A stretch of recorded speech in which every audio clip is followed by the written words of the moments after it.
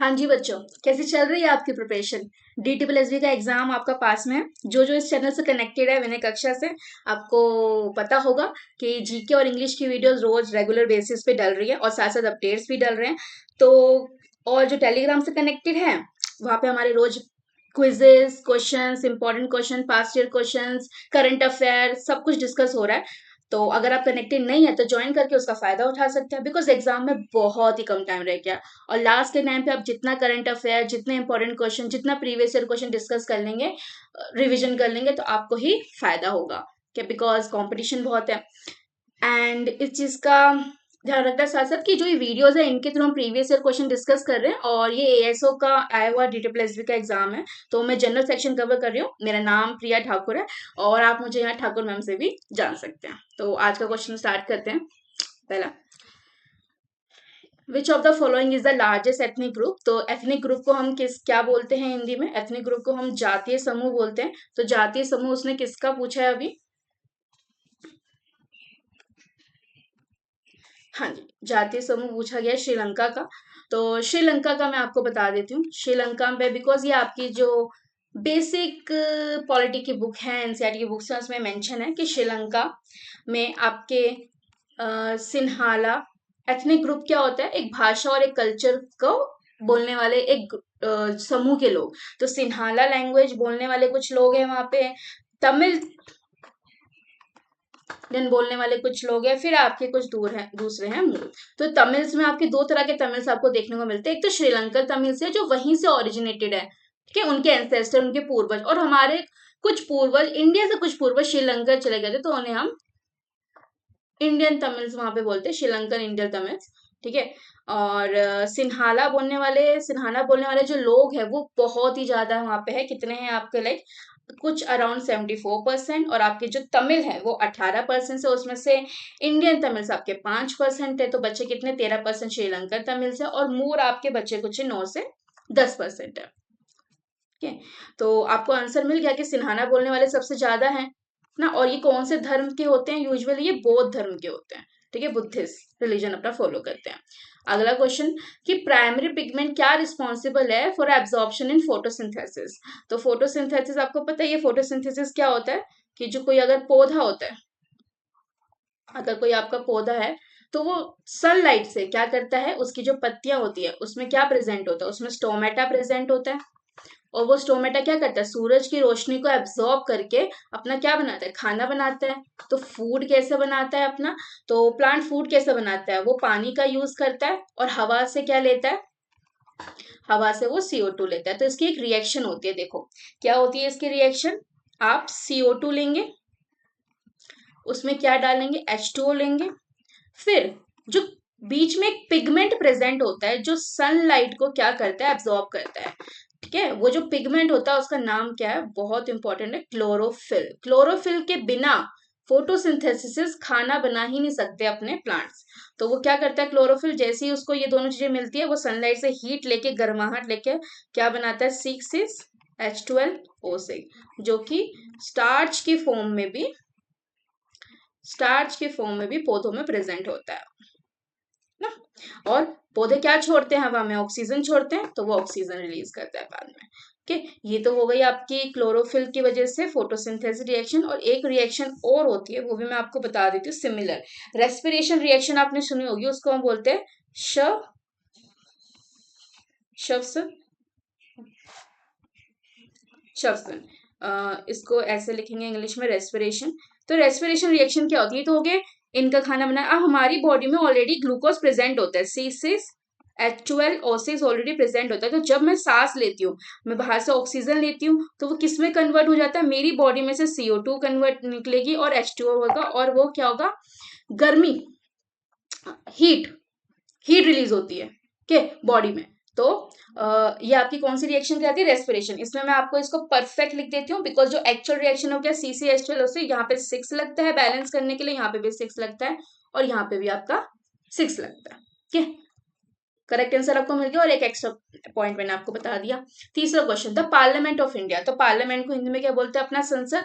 तो अपना जो संसद भवन है वो दो हिस्सों में डिवाइडेड है। किसमें? लोकसभा और राज्यसभा में। तो लोकसभा और राज्यसभा। तो लोकसभा को और राज्यसभा को और क्या बोला जाता है? लोकसभा को एक और नाम से जाना जाता है जिसको बोला जाता है जनता का सदन।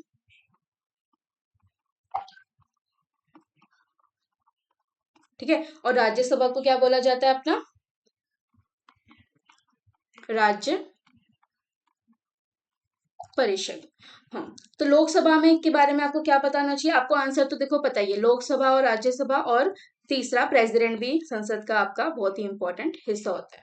ठीक है, अब राष्ट्रपति। तो लोकसभा में आपकी क्या होती है? 550 सीट्स अवेलेबल होती हैं, और राज्यसभा में आपकी कितनी होती है? 250 होती है। जिसका क्या है ऐसे डिवीजन? 12 जो होती है वो नॉमिनेट करे जाते हैं लोग जो किसी अच्छी फील्ड से होते हैं, जैसे साइंस में, आर्ट में, लिटरेचर में, किसी ने बहुत अच्छा कुछ किया और स्पोर्ट्स में, तो वो कौन, वो प्रेसिडेंट फिल्टर करके नॉमिनेट करके उनको आर एस राज्यसभा का मेंबर बनाता है। राज्यसभा को अपर हाउस भी बोला जाता है और इसे लोअर हाउस भी बोला जाता है। ठीक है, लेकिन इस पावर, जो पावर होती है वो लोकसभा के पास ज्यादा होती है एज कंपेयर टू राज्यसभा। ठीक है, तो 550 यहाँ, 250 तो बची यहाँ पे 238 आपकी सीट्स। ओके, इतना आपको पता होना चाहिए साथ साथ।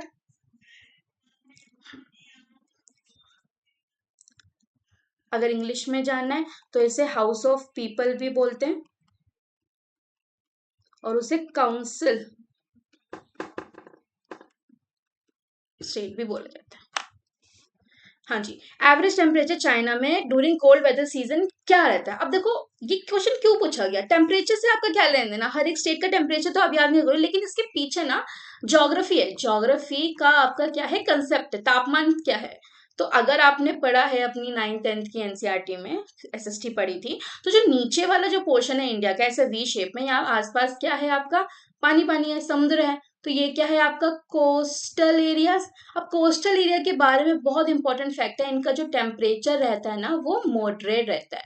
मॉडरेट रहने का मतलब क्या है? ना गर्मी में बहुत ज्यादा बढ़ेगा और ना सर्दी में बहुत ज्यादा नीचे जाएगा। ओके, तो मॉडरेट टेम्परेचर में आप देख सकते हैं 30 to 35 तो दिल्ली में ही होता है गर्मी में। ठीक है, 10-15 हो गया यानी कि कुछ ज्यादा ही ठंड हो गई। ठीक है, वैसे इसका करेक्ट आंसर यही लग रहा है। लेकिन ये जो आपको पता होना चाहिए कि जो कोल्ड वेदर सीजन में इनका जो मॉडरेट टेम्परेचर होता है, इसके पीछे फैक्ट क्या है? फैक्ट क्या होता है? जो हमारा जो पानी के पास वाला एरिया है वहां पे क्या होता है? लैंड और ये जमीन है, जमीन जल्दी गर्म हो जाती है, पानी जल्दी गर्म नहीं होता। तो यहाँ पे क्या बन जाता है आपका?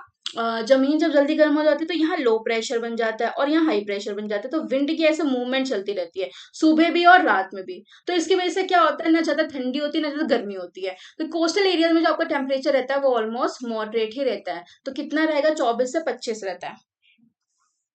ठीक है, और कुछ जानना है इसके बारे में? और अगर आपसे पूछ लिया जाए कोल्ड की जगह हॉट वेदर, तो आप क्या करेंगे? 25 से ऊपर रहता है, फिर 28 से आपका 30 तक या 35 तक भी मैक्स जा सकता है। ठीक है, अगला।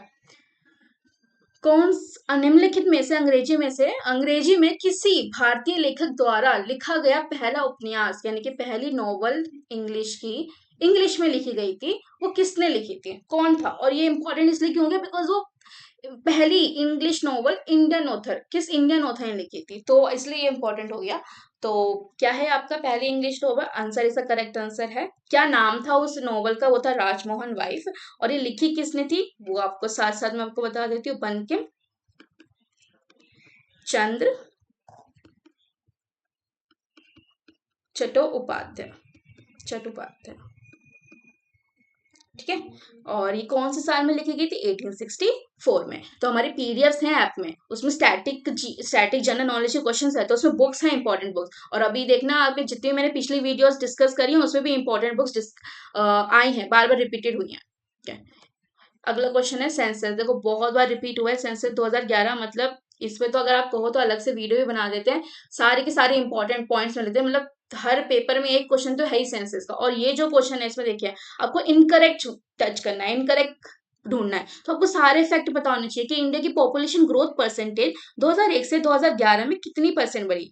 2001 से 2011 में फीमेल की पॉपुलेशन में कितनी ग्रोथ आई, नेशनल लेवल पे सेक्स रेशियो में कितनी ग्रोथ आई, और 2001 से 2011 में मेल पे कितनी है। तो सेक्स रेशियो के बारे में पहले आपको पता होना चाहिए कि जो सेक्स रेशियो है वो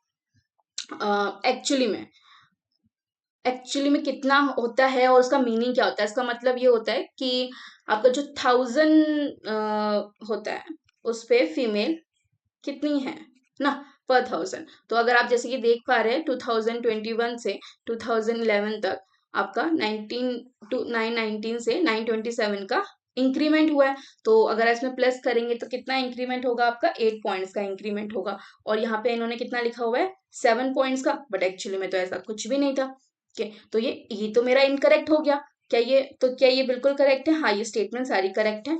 आप इसको साथ साथ नोट डाउन भी कर लो कि फीमेल पॉपुलेशन में इतनी परसेंटेज की ग्रोथ आई थी, मेल में इतनी की ग्रोथ आई थी। और इसमें पॉपुलेशन जो में ग्रोथ आई थी वो 17 पॉइंट समथिंग परसेंट की थी, लेकिन पॉपुलेशन थी कितनी, 2011 में आपकी कुछ 18 करोड़ के आसपास थी। और फिर 2001 में आपकी कुछ 18 करोड़ के आसपास थी। 2011 में ये आपकी पहुंच गई 121 करोड़ की। फिर 7वां क्वेश्चन, नियत नियोजन में संघ का समर्थन करने के लिए एक अतिरिक्त संवैधानिक सलाहकार एजेंसी के रूप में किस निकाय की स्थापना की गई थी? सुप्रीम कोर्ट था, इलेक्शन कमीशन था, प्लानिंग कमीशन है, फाइनेंस कमीशन है। सामने मैंने इसके आपका एक्स्ट्रा डाल दिया यहाँ पे कि आपको सारी अपनी कॉन्स्टिट्यूशनल बॉडी जो संविधान में है मेंशन है, और जो नॉन कॉन्स्टिट्यूशनल बॉडीज है वो सारी पता होनी चाहिए। तो हिंदी में इनको क्या बोलते हैं, एक्स्ट्रा कॉन्स्टिट्यूशनल एडवाइजरी को अतिरिक्त संवैधानिक सलाहकार।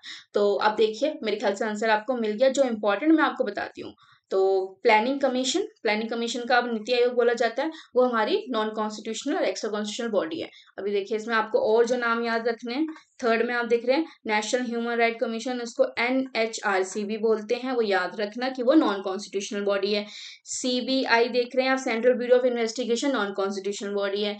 CVC देख रहे हैं, नॉन कॉन्स्टिट्यूशनल बॉडी है। और देखिए बहुत इंपॉर्टेंट, लोकपाल और लोकायुक्त जो रिसेंटली बनाया था, वो भी आपको ध्यान रखना है, नॉन कॉन्स्टिट्यूशनल बॉडी है।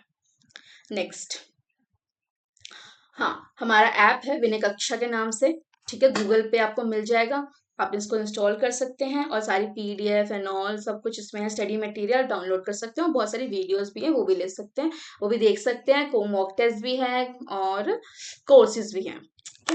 दूसरा क्वेश्चन नंबर 8, तो भारत के किस राज्य में द्वितीय विश्व युद्ध का कब्रिस्तान स्थित है, जिसमें 1997 में खोजे जाने पर लगभग 100,000 कब्रें मिली? तो पहले तो क्वेश्चन किसके ऊपर पूछा गया, वर्ल्ड वॉर 2 से पूछा गया। तो वो जो वर्ल्ड वॉर 2 थी वो कब हुई थी, उसका साल याद है आपको? वर्ल्ड वॉर 2 का ईयर 1939 से 1945। तो कुछ, लेकिन इसकी एक डिस्कवरी हुई 1997 में, एक कब्रिस्तान मिला। कहाँ पे मिला है कब्रिस्तान? आपका जो इंडिया है, ठीक है, नॉर्थ ईस्टर्न स्टेट है यहाँ पे, बांग्लादेश के इधर। तो ये जो इधर पोर्शन है अरुणाचल प्रदेश, और ये यहाँ पे क्या पड़ता है, इंडिया और म्यांमार का बॉर्डर के पास। जगह का नाम क्या है, नोट डाउन कर लीजिए, इसका नाम है जयरामपुर कब्रिस्तान, ठीक है। और म्यांमार का बॉर्डर हो गया, 1997 में डिस्कवर हुआ था। और उस रोड का भी नाम लिख लो, लीडो रोड, जिसको एक क्या माना जाता है,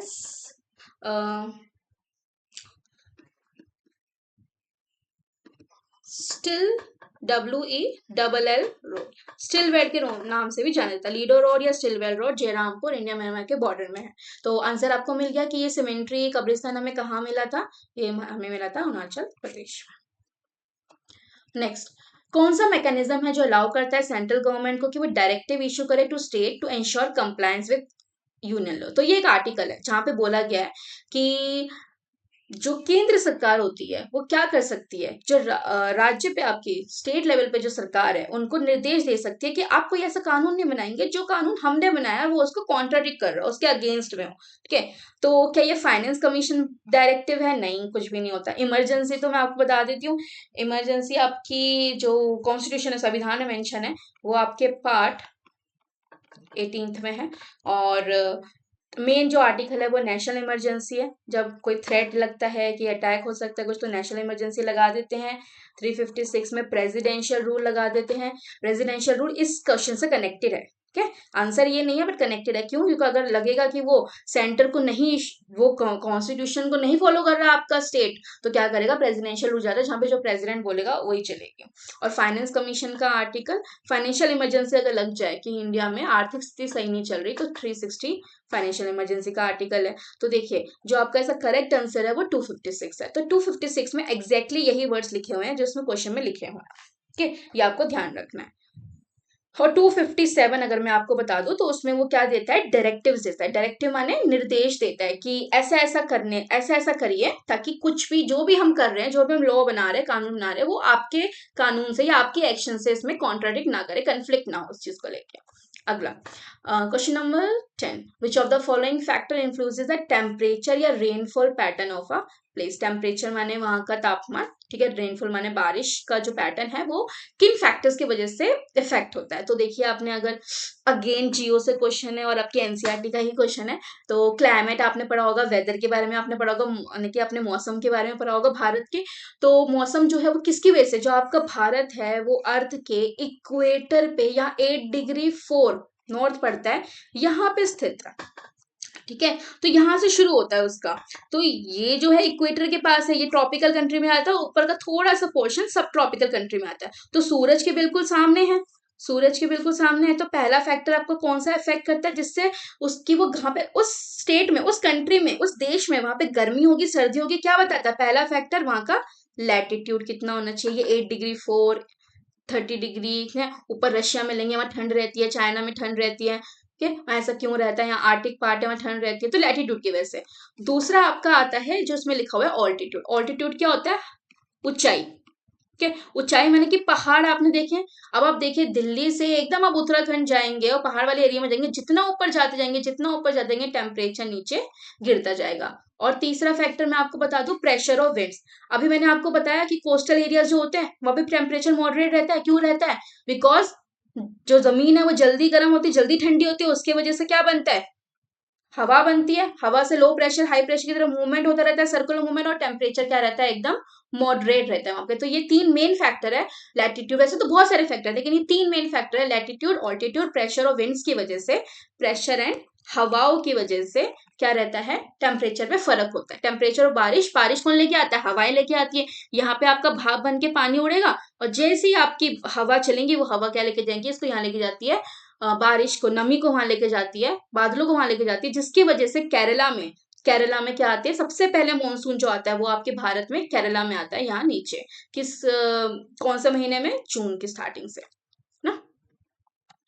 अगला question, which of the following एक इंडिपेंडेंट स्टैट्यूटरी बॉडी है जो एस्टैब्लिश हुई अंडर एक्ट ऑफ 2013। मैंने कहा था कि 2000 कुछ एक इंपॉर्टेंट वर्ड दोबारा रिपीट होने वाला है, पिछले क्वेश्चन में भी डिस्कस करा, कौन सा है वो, लोकपाल और लोकायुक्त। अभी 2013 का जो एक्ट था उसके अकॉर्डिंग ये लोकपाल लोकायुक्त को बनाया गया।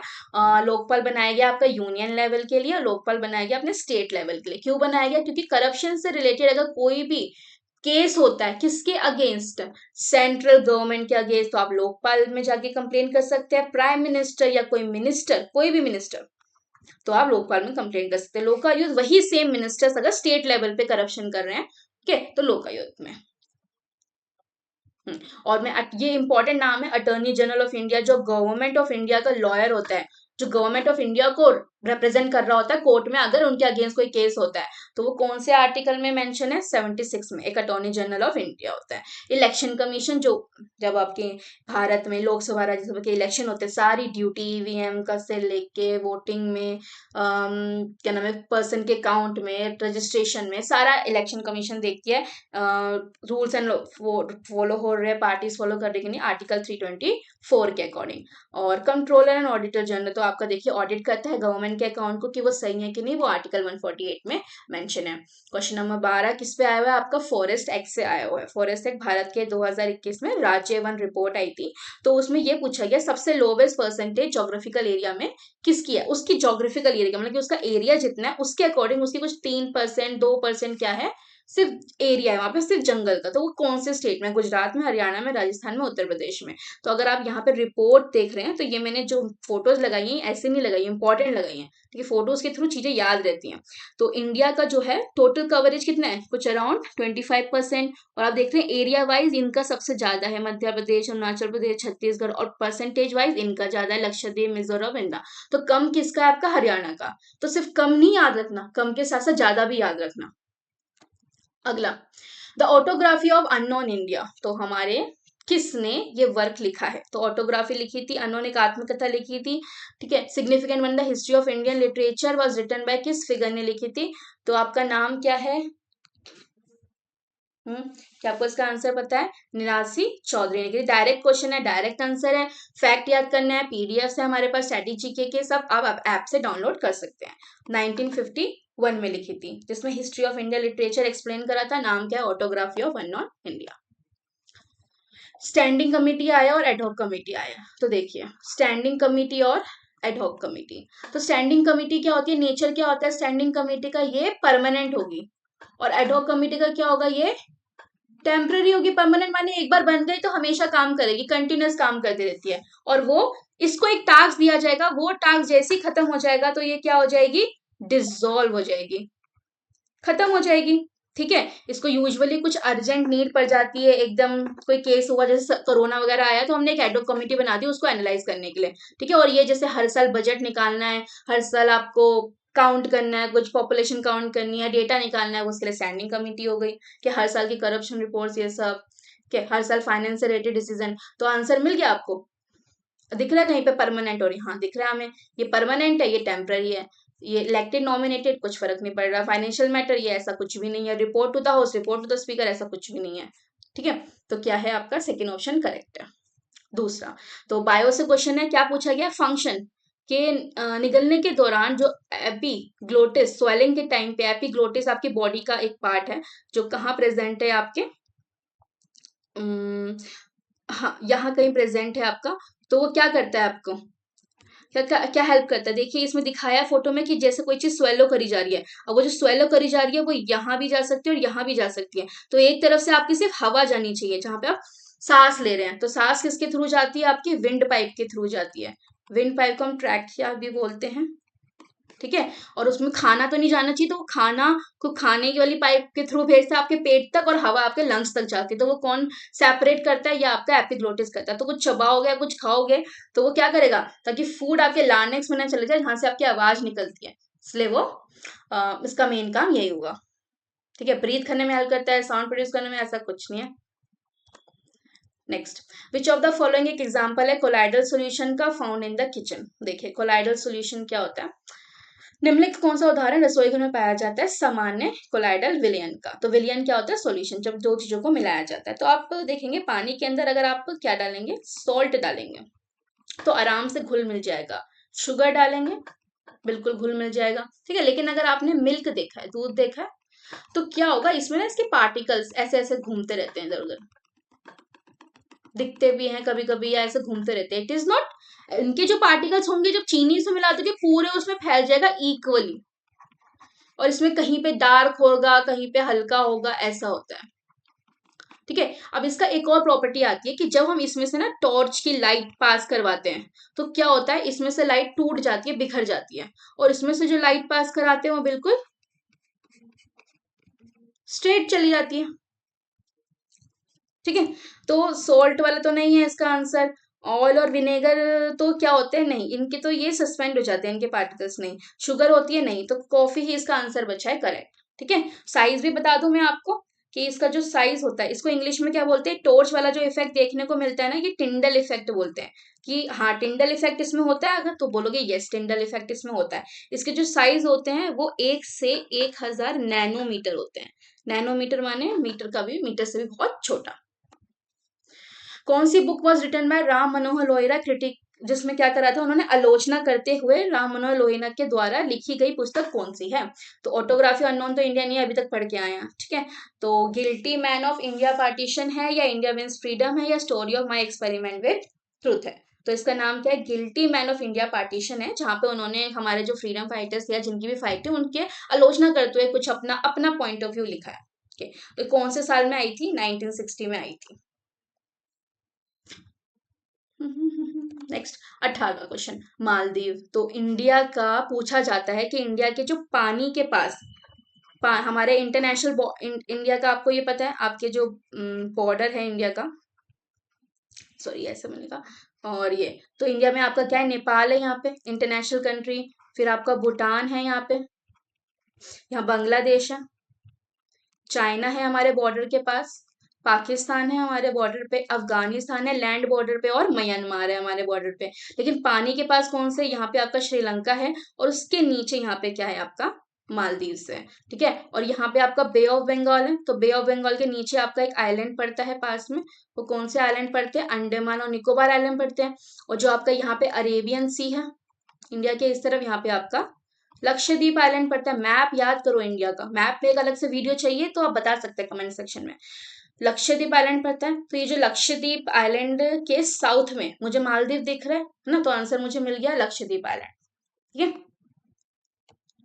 अगला 19th जनगणना 2011 फिर से आ गया क्वेश्चन सेंसस पे, बहुत इंपॉर्टेंट है सेंसस। किस राज्य में बुजुर्ग संख्या, हमारी जो पीडीएफ है ना, आपने उसको सारे फैक्ट मिल जाएंगे आपको सेंसस से रिलेटेड। बुजुर्ग संख्या के एल्डर पॉपुलेशन किस राज्य के अनुपात सबसे अधिक है? तो देखो मैंने यहाँ पे फैक्ट ही लगा दिया आपका। तो पूरी इंडिया में बुजुर्ग पॉपुलेशन कितनी है? 8.6% दिख रहा होगा ऊपर ब्राउन कलर का। फिर हरियाणा में है, उत्तराखंड में इतनी है, उड़ीसा में इतनी है, इतनी इतनी। सबसे ज्यादा वाला लैंड किसका दिख रहा है? केरला का दिख रहा है, तो केरला इसका करेक्ट आंसर हो गया। आप मुझे बताइए हाईएस्ट पॉपुलेशन कौन सी स्टेट में है कमेंट में, लोवेस्ट पॉपुलेशन कौन सी स्टेट में है कमेंट में, और ये भी बताइए कौन सी यूनियन टेरिटरी में सबसे हाईएस्ट पॉपुलेशन है, कौन सी यूनियन टेरिटरी में सबसे लोवेस्ट पॉपुलेशन है।